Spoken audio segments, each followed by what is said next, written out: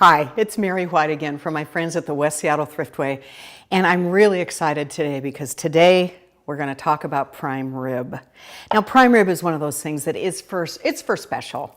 You know, it's a beautiful piece of meat. This is Painted Hills beef, so it's extra special. And you don't want to mess it up because this is an investment in greatness, okay? So I want to give you a few tips that are going to really help you have the most beautiful prime rib ever. First of all, I saw Kylie. And she's, back in the meat department at the West Seattle Thriftway, and she fixed this for me. There's a fat cap on prime rib.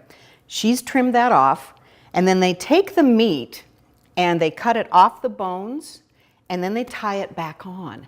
So when we go to carve this later, it's going to come off just beautifully, and then you have the bones separately. It's great. This is a new way to do it, though, and this is why I wanted to show you guys. What we do with this is we put it in a 250-degree oven. 250, low, right? And it's about 15 minutes a pound. You're going to use your trusty meat thermometer, Thriftway, and make sure it gets to 115 for rare, 120 for real rare. We're going to take it out after it gets to those temperatures, tent it, and while it's resting, we're going to cook these vegetables in the same pan. And then right at the end, we're going to do the high heat thing that gives it that beautiful brown crust. Oh, it's going to be awesome. Anyway, so this has been seasoned. And what I did was I cut little cross hatches in the fat cap. And you can kind of see where some of those cuts are. Now, obviously, you don't want to cut through the string. So you just make little cuts like that in the fat. And then you go, the other way, like that. And when you rub this with salt, that's in the recipe, but when you rub it with salt, it gets all in there and it really seasons the meat. Now, this meat has been sitting in my fridge uncovered for 3 days with salt in those little holes, and it's gonna be so good. So I'm gonna put it in the oven. We're gonna cook it to 115 to 120, and when we take it out, you're gonna see some really good stuff.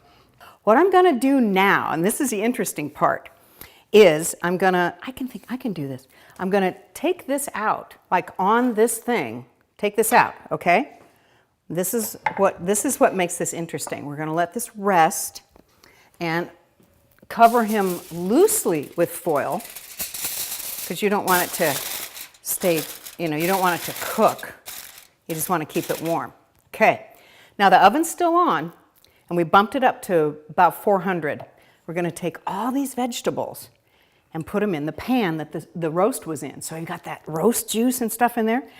And I got all these, of course, at the West Seattle Thriftway. All these vegetables, we've got onion, carrot, the parsnips, and some Brussels sprouts.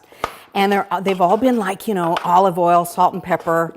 And now they're getting all that beautiful beef fat in them. Oh my God. So these are gonna go in the oven.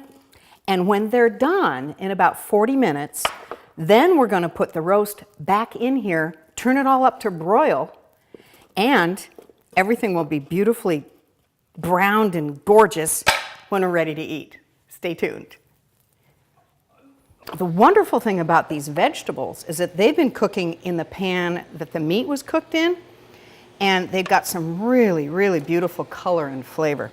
So you kind of nestle your V-rack right in here like that. Look at that, it looks like a picture, doesn't it?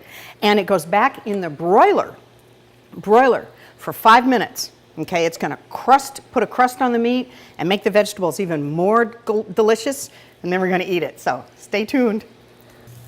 And this is what I'm talking about. Look at that. You get that beautiful dark outside and that beautiful sweet rare inside. This beautiful piece.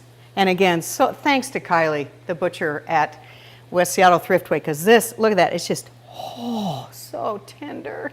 So what I'm gonna do is take them out, like that. And all those vegetables have gotten all warm and beautiful. Because the butcher takes off the main, piece of meat and trims it and then puts it back on the ribs, so the ribs are actually loose. That's why it's tied like this.